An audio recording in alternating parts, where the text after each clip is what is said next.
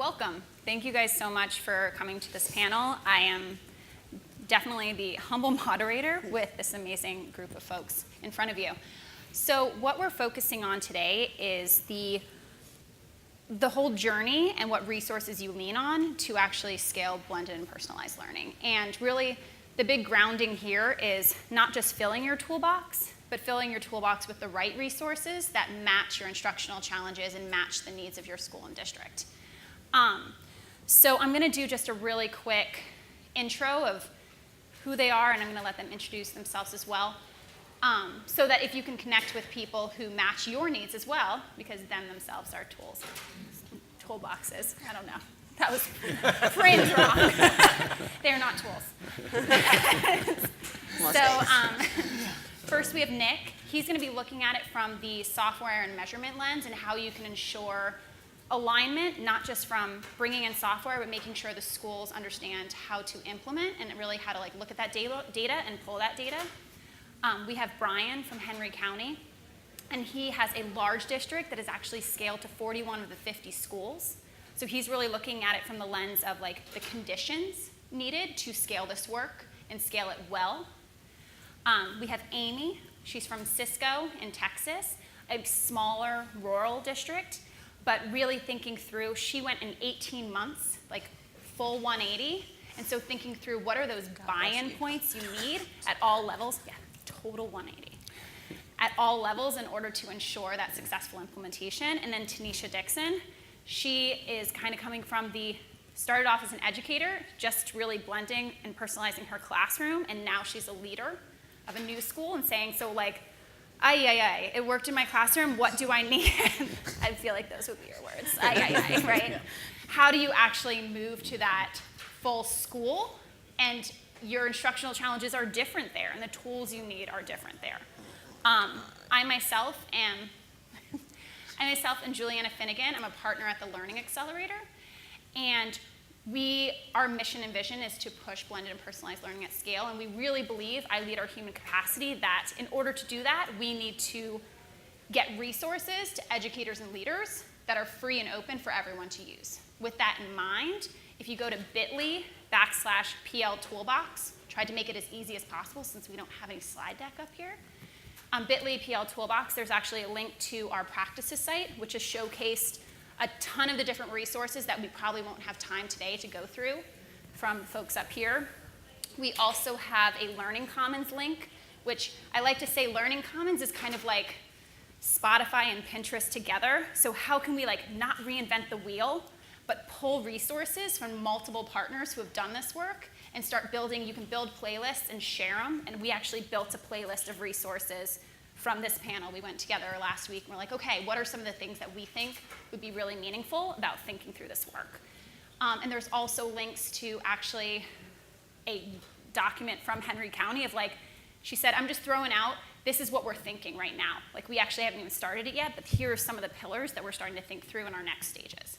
So again, that's bit.ly/PL Toolbox, so you can address that resource. But I'm going to let them introduce their name and where they're coming from.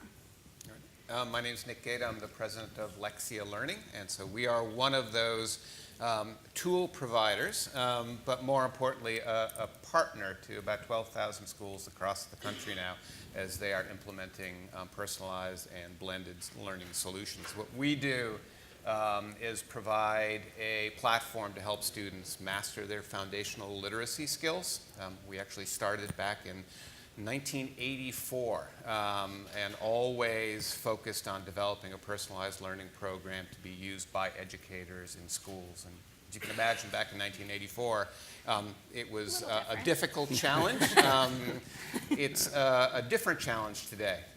Our mission is to really make sure that not only are schools understanding how to implement personalized learning programs, but to make sure that the student impact that the research tells us is possible actually becomes reality. And we're seeing that happen in school after school. Awesome. I'm just going to have you guys whip around. Okay, I'm Brian Blanton, Assistant Superintendent and Chief Information Officer for Henry County Schools. We're a suburb on the south side of Atlanta. Awesome. And their middle school is what's showcased on the site. It's awesome stuff if you'd like to see. I'm Amy Dodson. I was able to empower teachers. I think that's the biggest part for me that I hope to be able to share for you today.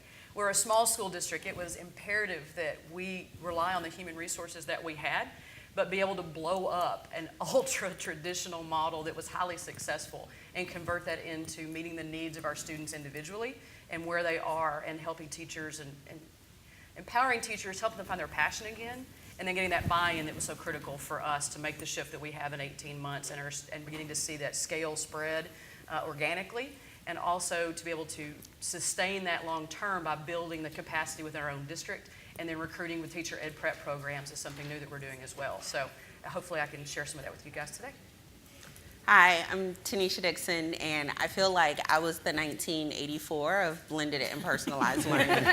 It was just so new, and people were still defining it, and we hung to every word that Michael Horn said, and that was the gospel law. So going from that to what I call like duct tape dynasty, my class of just grabbing any and everything that I can find to solve that instructional problem, to now being a school leader, has been a journey.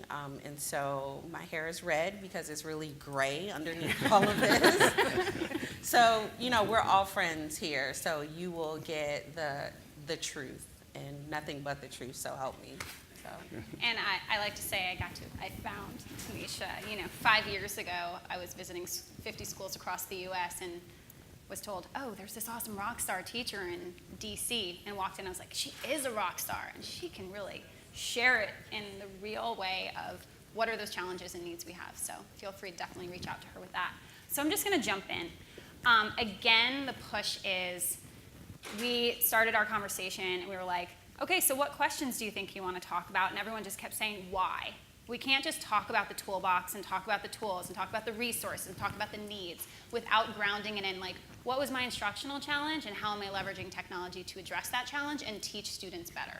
So, like, what are those needs? And then what were those resources I was able to, like, lean back on when there was nothing there? What were those tools I used when I felt like, we've all felt like a little bit crazy doing this work sometimes, because you're like, is this what I should be doing? How is it working? So I'd love to start with you, Tanisha, just from the educator lens, starting educator all the way to scale of Henry County and Lexia, is why? So, like, why did you start it? Why did you start this work? Why did you start the ball rolling? What was your instructional challenge? So many of them. This is good because it's like therapy. So I had the teacher problem, right? So you have kids who are like just really struggling to access the content. You got those kids in the middle that, let me tell you, I was very good at teaching. And then you have those kids who are just ready to go further and faster, and they're just bored in class. And so I had gotten really good at teaching to the middle. But I really had to take a long, hard look at myself and say, like, is this what I came into the profession to do, to just teach a third of my class? Like, that's criminal. And so I was always looking for something else, like, what could I do? And so I was an Education Innovation Fellow with the City Bridge Foundation, and we became what we call edupreneurs, right? I got the license to really try things out in my classroom, and that was the best thing. When you talk about igniting passion, that's what made me want to stay in the profession past the 5-year urban teacher burnout. And so that was my why. How can I reach all of my learners exactly where they are, when they are, and move them forward? And so I started blending learning. I didn't know if I was doing it right, because at the time there were very few resources. There were a lot of ed tech companies saying, hey, try this out and do this. And you could just slap a Common Core Lines sticker on something and folks thought, okay, like this will work. But it was actually about finding the right tool, right, that matched my problem and not just a problem. And that's where I started. And year 2 and 3 and 4 later, I saw not just kids making academic gains, but social emotional. Because if you talk to students, very few of them hear their names all day in school or talk to their teacher. So I had the opportunity to talk to every single kid in my class. I knew what they learned that day and how they learned it. I felt good about myself. And in turn, my scholars felt better about themselves, and they wanted to do more school. And so now as a school leader, I'm like, all right, gang, this is it. But it's just really hard to scale that across multiple classrooms, because what I didn't realize as a teacher is that I had to make a full pedagogical shift, and I had to make a mindset shift. And to do that at scale, God bless you. Like that's the challenge. But what helps is having a toolbox, a toolkit, right, that you can go to. Had I not participated in the Blended Master Teacher Project and met other teachers across the classroom who were struggling with the same issues and the same ideas and sharing best practices, I don't think I could have lasted. And so I was just going to highlight, so the Blended Master Teacher Project from Better Lesson, where they took 10 educators from across the country and helped them codify their practices, which, I mean, you can speak to this, but actually, a lot of you guys can speak to this, is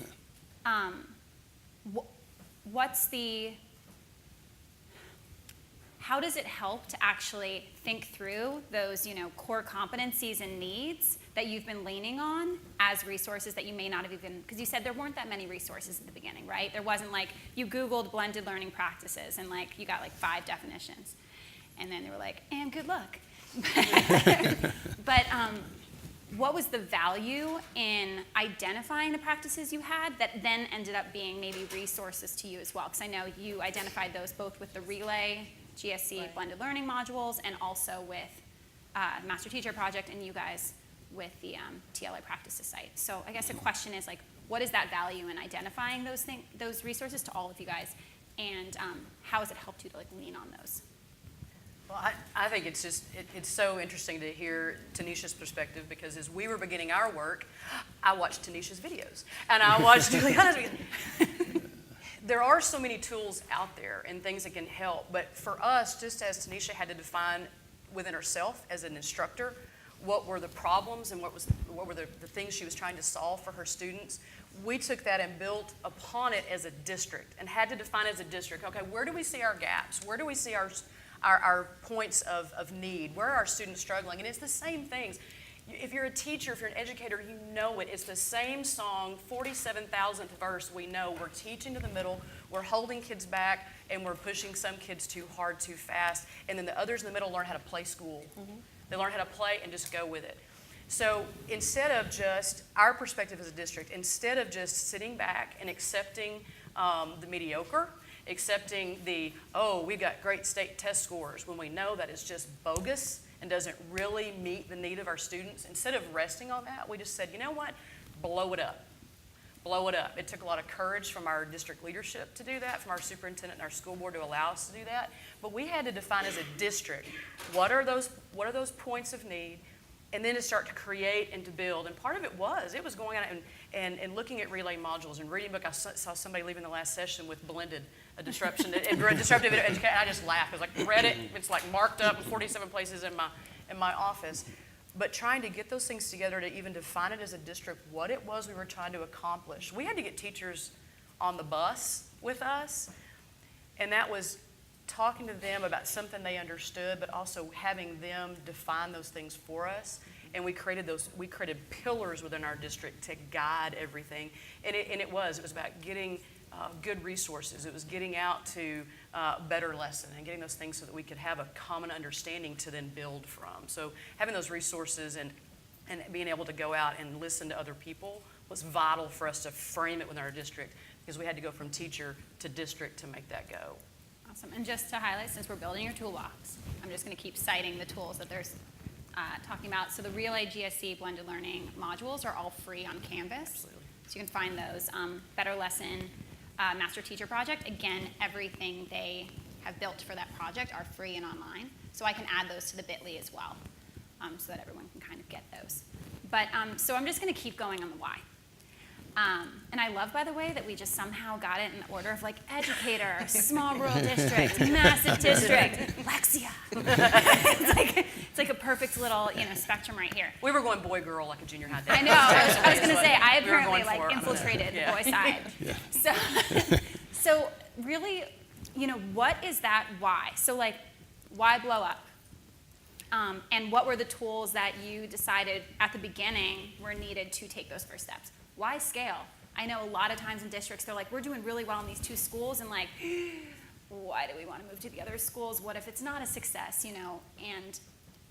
And then also why, you know, you're building the adaptive software, why make sure you take that next step to ensure those pieces? Because we're kind of trying to ground this also in TLA believes the 4 levers to think about scale for blended and personalized learning is you need to think about practices. What are the practices that are needed to do this work?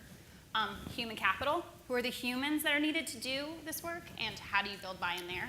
What are the conditions needed to actually allow that scale? So thinking outside of just the classroom, but like how can we think strategically around just structures and evaluations and all of those little nuts and bolts that need to be together to make something happen. And then the last piece is measurement. So you're doing all of this great work, but how can you actually measure it and show outcomes? So we have this wonderful panel that can kind of talk to all of those points. So just tell me, so why did you start? Why did you start the ball rolling? And what were those resources that really kind of helped push that piece?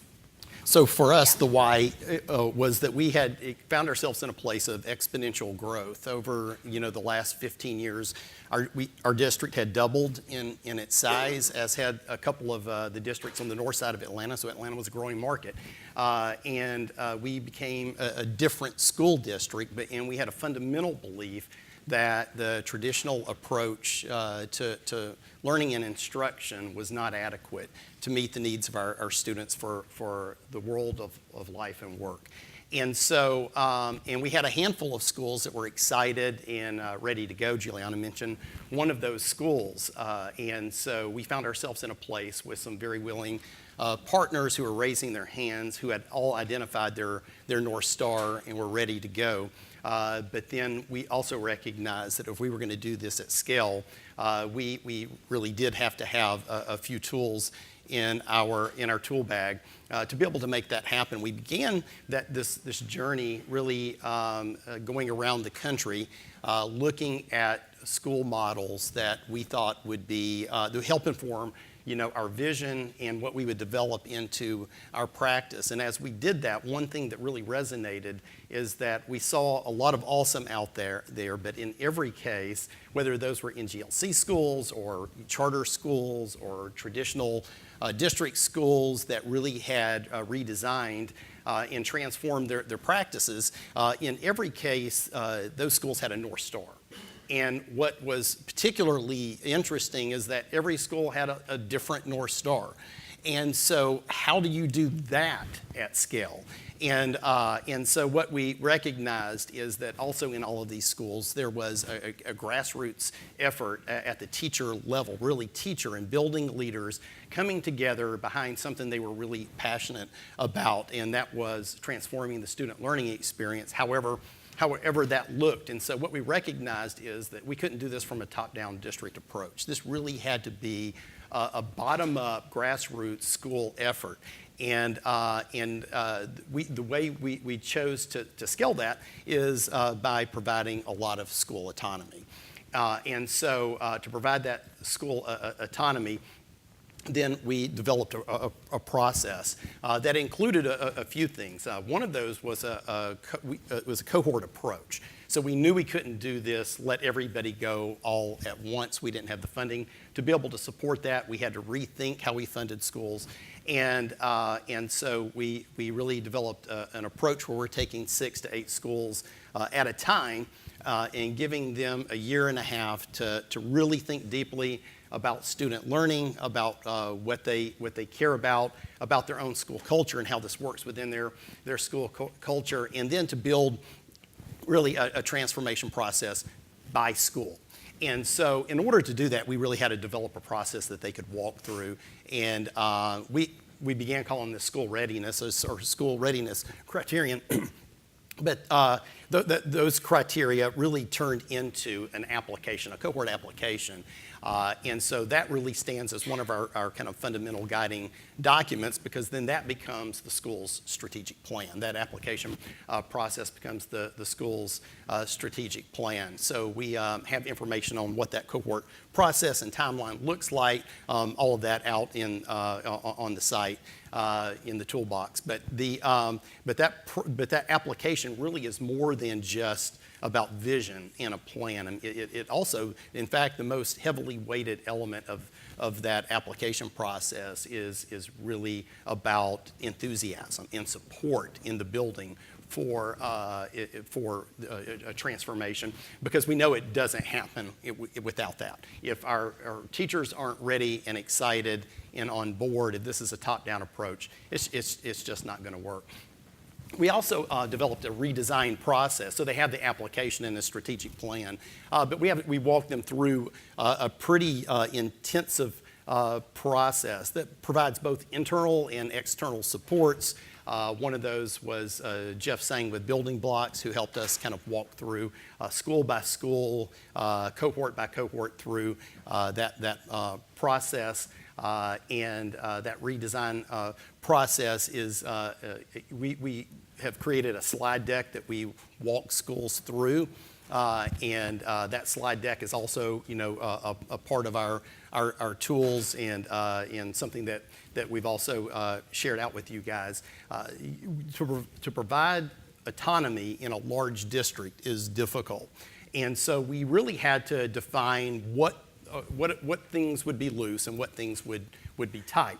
And so we really, that's not something that we see as a struggle, it's something we see as an exciting opportunity. But defining up loose and tight is sometimes not always easy to do. One of our executive officers famously once said, we've got loose down pat. And so, how do we put some guardrails around this work? And so we developed out a document that is also an important part of our toolkit. That's a loose, tight document. And then finally, I think to do this at scale, there has to be some monitoring, continual monitoring and feedback. And so we push in with regularity with our schools. We bring them in to present to us. We go out to those schools and we do walkthroughs and really provide some observation.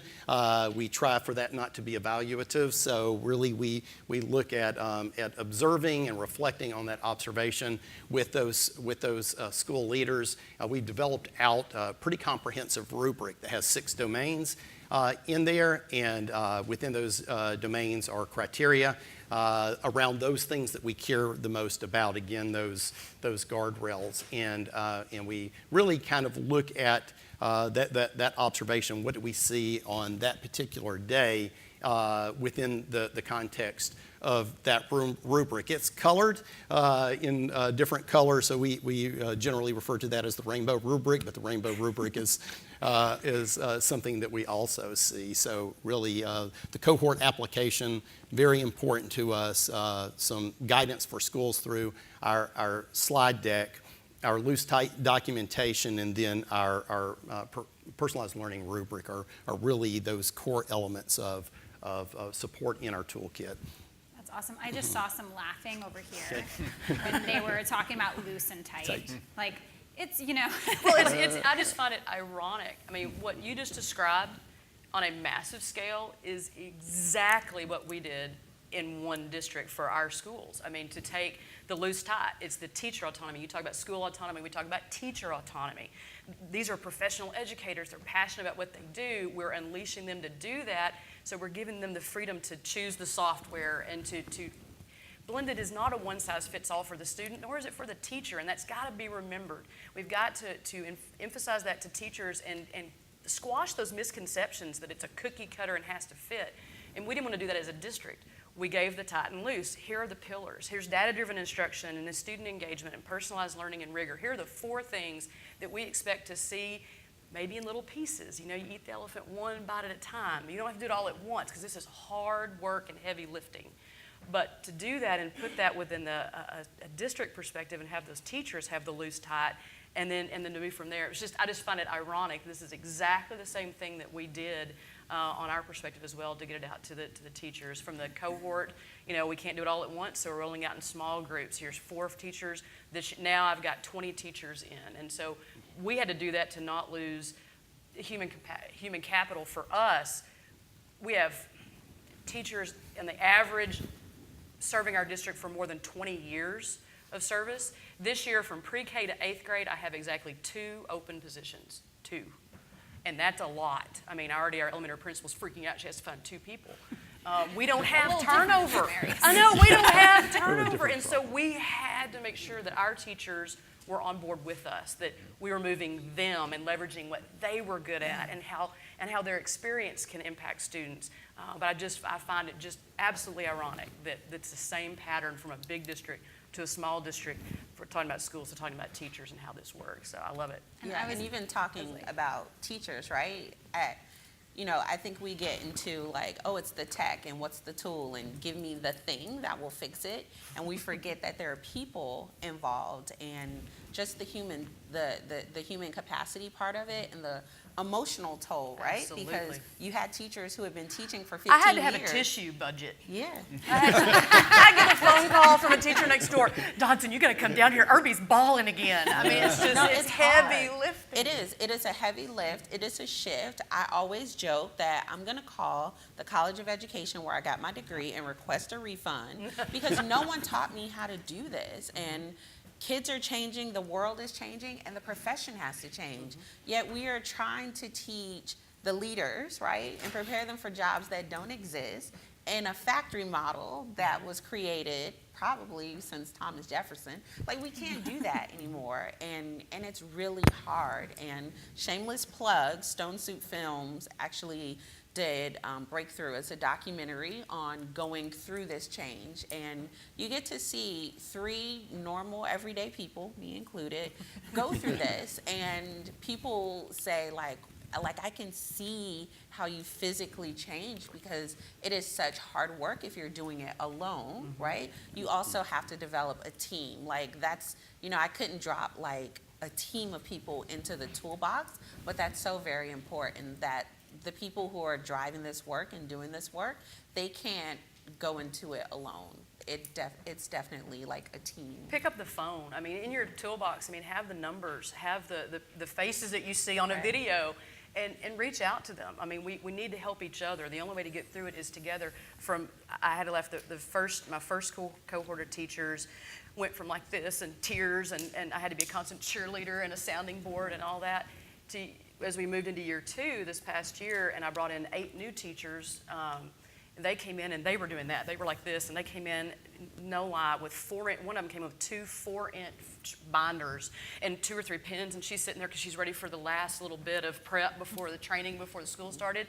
And the 4 first-year teachers came in with no pencil, no paper. They kicked back in the meeting like this, and they were like, "What are you?" Hey, it's good. We've done this before, but they had to do it together. And depending on other people. And if you don't have someone in your district that's doing this, or someone that can be your cheerleader, find one. Get out there, look at those resources, look on the toolbox, look on the Learning Accelerator. There are people out there that can help, and you've got to let that happen, I think, for your teachers to have the courage to keep going with this. So this is going to be actually a question I didn't bring up at all, so surprise. But I think that a lot of times we learn just as much from our successes as our failures. And sometimes it's knowing, like, when did I lean on the wrong resource, or when did I, try to use the silver bullet and think that this is going to be my, this is going to fix everything and we're going to be totally fine. We'll be able to do this easier. Were there ever a time that you just like picked a tool because you were like, everyone else seems to be doing it, like, let's do it, and you found, oh, I need to kind of spiral back on that a little bit? I'll jump in, because one of the things that became our mantra and continues to be is fail fast. Just fail fast and move on. And one of the things that as the teachers in the first cohort thought, oh, we never really used data in this way before. We certainly were not data driven in our planning or in our instruction at all. So one teacher was like, oh, I want to use this software because it gives me real-time data. I just know that's going to be great. It was overwhelming. That was one of the first fails, and she backed off very quickly. We had to kind of really backtrack and rethink what she was doing, because her station rotation model wasn't going like she thought it was going to go, and then this real-time data use was just overwhelming to her, and she couldn't keep up. And so we had to really backtrack and think through, okay, why did we choose this tool, and if that wasn't the right fit, then what needs to shift, the software or the model in the classroom or what it was. So we just fail fast, and give them permission to fail was important for us. I think as a partner to schools, the other question is not just did something fail, but why did it fail? And I think stepping back and saying what went wrong in the implementation of a specific tool and understanding what it takes to be successful. When we actually if I went back to our company and said our role is to build and provide great tools to schools, I'd lose half of my employees, because what we really believe is that we are in partnerships to schools to improve student literacy performance. So much of the success or the failure of tools is how they're implemented and how the implementation success is measured along the way. I think we do a better and better job with students measuring success on a daily, weekly, monthly basis.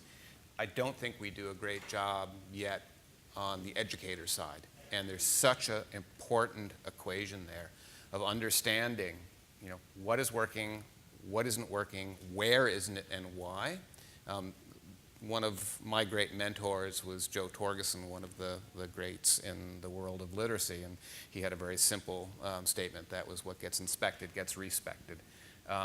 Again, lots of student data available to everyone, but there's also more and more educator and administrator data available. So understand which of your teachers are logging into these tools, which of your teachers are looking at the data, which of your teachers are actually understanding what to do with that data. You have transparency into that more and more. I think there's some other great tool providers out in the audience today, and I think we're all working really, really hard to make sure that we're partnering with schools, because we know if these things are implemented, we see phenomenal results. The biggest challenge for us is that implementation piece and the partnership with schools. I think that big piece of finding out what happened, taking that step back and that reflective piece, because this work is so iterative of, it didn't just fail. Why did it fail? And what were those pieces that came in? Did anybody else have? Yeah, implementation is really important. I mean, if I think back to those early days, I was like, yes, I want this, and it's like being at the buffet. Yes, I want this and some of that. Ooh, and this looks good too, right? And you get to the table and you're like, I am not going to eat this purple Jell-O, but it looks really good on the buffet. And that was, and that wasn't a failure of blended. It was about me being more intentional about the tools that I use, and then also the measurement as well. Like, what is it that I'm trying to measure, and how does this tool measure that thing, right? Because I found the success of my blended program was also giving the data back to the scholars, right? For them to know exactly where they are and where they need to be, and how is this tool helping them get there. And that was the power of it. And so that was my first fail. And I had another simple fail, and it was furniture. It was like, what kind of table or chair fits in this model? Like, you or I had to think about just the simplest things. Also, how am I going to arrange the furniture? That was like actually a part of our master teacher project. Like, what does your classroom look like? Because again, it's not just rows. It may be a U table and maybe only 4 desks and a beanbag chair. Who knows? But you have to do what works for your classroom and the model that you're trying to create. And matching that culture to that. Not just having a little seat off by itself and being like, so we have this special seat, and every kid's like, that's timeout. Yeah. Totally timeout. But explaining like what the culture is behind that and how the kids move. Yeah, I don't know if it's exactly a failure, but certainly one thing we found as a challenge for us was is looking at other models, other school models, other teacher models, and saying, wow, that looks really interesting.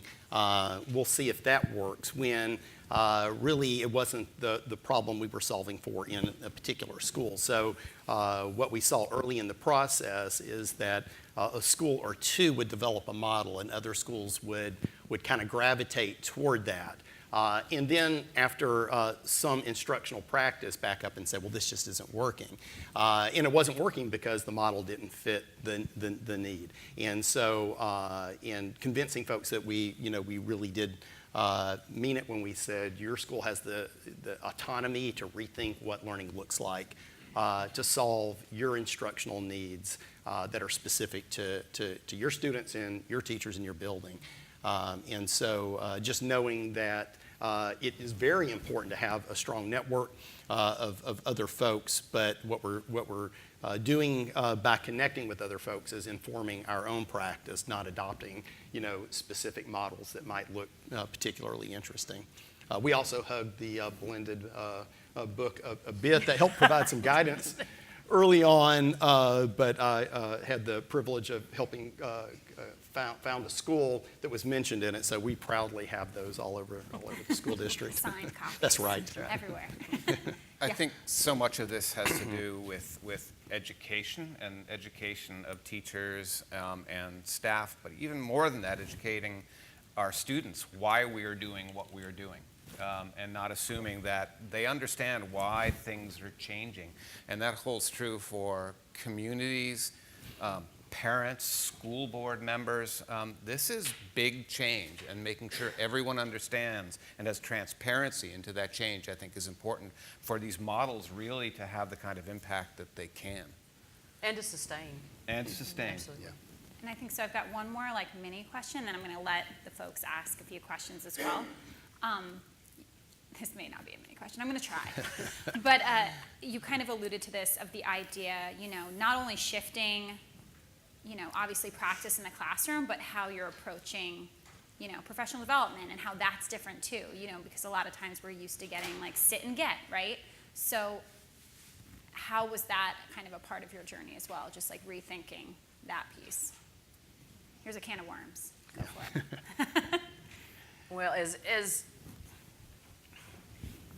if we expect teachers to allow students to have agency and to do things differently and to do things to meet where they are, then we as a district have to take the same responsibility with our teachers. So we've really tried to redesign everything about professional development, giving more days, building extra days into our calendar to release them, covering with subs. Almost, if they're in the blended program, without question, if they would like to go, we'll go and see other sites just to inform them, providing them online options, sending them to conferences and workshops that never would have been done before. And we're trying to cultivate that within our own district to allow teachers to become the mentors to others and allow them to become the experts. I want one teacher is going to be my math data expert, and so she's doing that. So we really have redesigned even the professional development piece to walk the walk. If we want students to have that, we want teachers to have that as well, and for them to know that, and that's part of the empowering them and to encourage them to keep doing that. And then we've reached out and we're actually mentoring some universities in our area, their teacher ed prep programs. I've got 25 more student teachers coming next week because their mind is blown that what they've seen in their preparation and visits is so different, and it can look different. They just didn't even know it. So it really has reshaped everything in that training and PD piece for us. Yeah, we've had to rethink professional development also in light of the fact, we have many schools, we have a few days each year that are built in specifically for professional development, and it's hard for that to be anything but sit and get. So our professional learning team is still working on a process, but they're building out a credentialing. They have built out a credentialing process that will allow our teachers and our administrators to be able to get the personalized learning that they need as adult learners, as well as the personalized learning that we believe is important for our students. So we talk a lot about student agency. That's become a bit of a buzzword in these conversations that we all have. But for us, that really is about students being the owners, that truly the agents of their learning, that they're self-regulating and co-designing their learning processes. And if we believe in that for students, then we have to believe that's important for our adult learners and our educators also. Absolutely. And as partners to schools, we're continuing to think about how do we take the principles that we use in developing software for students and bring the same kind of blended, personalized approach to working with administrators and teachers. If there's, I think, one commodity that's even tighter than budgets, it's time. And so how do we maximize time for teachers and administrators so that they can access PD when and where and how they want? It's a commitment of time, and it's also a commitment, as you said, of budgets to even cover the teachers to do that. I mean, they're just so inextricably tied together. So thank you guys. And again, a lot of the things that were brought up here are on that bit.ly PL toolbox, just to help you guys with accessing those after. So does anyone have any questions for the panel? Giselle. I don't understand why it's so hard. Okay, I mean, teachers, the younger ones certainly are digital natives. The older ones use computers and have for several years. What is so hard? What is it that makes it such a long process after you've sold it, right? I mean, after you've said, they've agreed that this is terrific and they want to do it, why is it so hard to teach them? And for me, it was fear. I mean, fear on so many different levels. For me, it was teachers that were successful and everything looked good, and they were fear of change. They feared failure, and they did fear technology. And they feared loss of control. I mean, there's that comfort in the routine and comfort in that every student is right here at this point because that's where I brought them, and we're going to sit in rows and we're going to do exactly what we're supposed to do. That fear of loss of control was a big thing. And as a small district, we don't have a curriculum director, so there's no common curriculum. So many of the things that they were redesigning and reshaping, and in Texas, we're nothing if not traditional. I mean, if they were reshaping, it was going to come from their own heart and their own point of passion. So it was hard, and it was getting underneath that fear, helping them to remember why they were teachers in the first place. And once we could break through that shell a little bit, it really has ignited, and the heavy lifting's been worth it. But so much of it was just this exterior of, we can complain at one hand about our scholars not being met, but at the same time, I don't want to change anything because that requires so much work on their point. So that was at least my perspective. There's just so much fear tied with it. Yeah, and even if folks buy into the why, the how is the big thing. That's what makes it so hard, because even if I've been teaching for 3 or 4 or 5 years, no one ever prepared me to teach in a blended classroom. They taught me how to put kids in rows, or the really progressive colleges of education, how to do this project-based learning thing. But there's no curriculum that I know of at a traditional college of education, or you have these alternative certification programs that are definitely not teaching that. They are like, go in, manage the classroom, come out alive, right? Sort of things. And maybe it's hyperbole, but it's the how, right? So now I have to transition from the milk of my thesis dripping from my lips, I know everything about the War of 1812, to now, I don't care about the causes of the War of 1812. I tell my teachers, if they can Google it, don't say it. That's the how, right? So how do I now tie the War of 1812 with the Revolutionary War to the Civil War to what's happening in Syria today, right now? No one's teaching that. That's why it's so hard. I was like, I'm trying to tie all those things. I was a chemistry major. Yikes. Yeah. So in our schools, we have all these great things going on in our schools and our state, but we have a pushback from our parents, you know. I mean, my prime example would be spelling, you know. It's like, where's my spelling list? It's like, well, spelling doesn't really have a lot of research behind it, so whatever. No, I really want a spelling list. So how do we bring our parents along? Because we're all parents, but we don't have all of our parents here. So we know the research behind it. We understand it's data-driven. But our parents are like, no, this is not the school experience that I want my kid to have. So just in case you couldn't hear, you know, really how do we engage the community and the parents? Because they have to be bought in just as much. And I mean, I'm a parent myself. Like, God bless bless the teachers. My kid's a toddler now when my kid gets to school. But yeah, how do you actually build in, and I know you guys have some strategies around that, how do you actually engage the parents in this shift as well? Yeah, actually family engagement was one of our strategic initiatives this year, and we invite parents into the process. So as you are thinking about the complex world that awaits your kid, because you want them out the house at 18, not putting their name on the orange juice, right? Like, what school experience, no, it's true. And it's funny. No, I have a it's true. 21-year-old. I'm just laughing at that comment. You know, so how do you create and design an experience? What do you want school to look like for your kid to make your kid competitive, not just in the city that you live or the state that you live in, globally? How do you do that?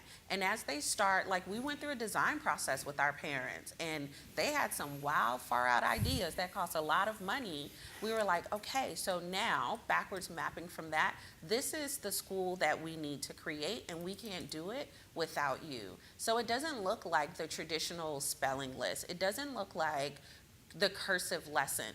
But what it looks like is your kid not just becoming a consumer of all of the information, becoming a critical consumer, but also a collaborator, right? And also a creator. Because we can't get to your dream until we start here with these little bite-sized pieces. You know, and the parents' pushback for us has been, they want a grade. I mean, they're having a hard time in classrooms that don't have the same grading system. And I hear that from other teachers as well. Why do you do grades? Well, we're still working on it, and it's a work in progress, but that's a question. The other thing that comes from parents for us is, that teacher won't help my student, because we have the agency and ownership piece, and we're really, I mean, our third graders are doing it on their own, and they understand that. So what we've done is we've started having it, we'll launch this fall blended open houses where we have the parents come in, and the teachers actually teach a blended lesson, and the student, and they're learning as a student would learn what they do. The other thing that all of my teachers this year, this summer, will do a little 3 to 5 minute video welcoming the students to their classroom and explaining in their terms what the student experience in their classroom is going to be like. And if I have that for all 20 of my blended classrooms, and they'll be online, and we can tell students and parents from the beginning, hey, here's their teacher list. These are the teachers you have this year. Here's the link. Go out and look at their student experience, because we want our parents to have that positive and to answer those questions, maybe get ahead of it a little bit, because it is confusing. It looks different than what we did. Yeah, I think community engagement has to be more than just a parent night where we're telling folks what we're doing. Involving them in the process, I think, is essential. And so have those advisories. And you won't have many folks to attend depending on the school community, but that parent that has questions about spelling, they're going to show up, and let them co-create this with you. And I think when we think about blended, it's not just digital and face-to-face and teacher and student, as I think everyone is talking about. It also extends into the community. And so the more we can provide parents with tips and tools to continue the learning process outside of the traditional school day, based upon what their child needs, I think we're going to continue to see more and more gains. Yeah, and I'll just go back to the tool. I'll be the toolbox person. But going back to that as well, you can also search. There's a ton of resources and examples. We've stolen from these wonderful folks. Not stolen, borrowed, shared. But sure. That you can actually see it in action. And I think the biggest takeaway with the community is doing the exact same thing you're doing with your teachers. They have to actually experience it in order to say, like, oh, that's what you meant? Because kids come home from school and are like, I was on a computer all day. And you're like, were you really on a computer all day? Like, what actually happened in the classroom? Are you sure? And so, the telephone game of what's being told at home versus like what's actually happening in the classroom, you're never going to have a parent be like, so I'm anti-differentiation. Please don't differentiate for my student, right? They're like, oh, that's what you're doing. And a lot of times, too, I think with community, it's translation.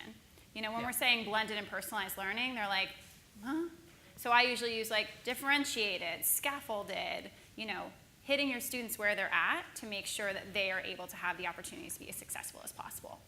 And just background, I was a high school teacher for 10 years and did blended, also known as using Excel and technology decently well. So I know we've hit time. There's a little red button yelling at me right here. But I know it's also lunchtime, so feel free to kind of, I'm just giving up your time right here. Absolutely. Kind of feel free to jump and chat with some of the panelists or myself. And thank you guys so much for coming. Appreciate it. Have a great rest of the day.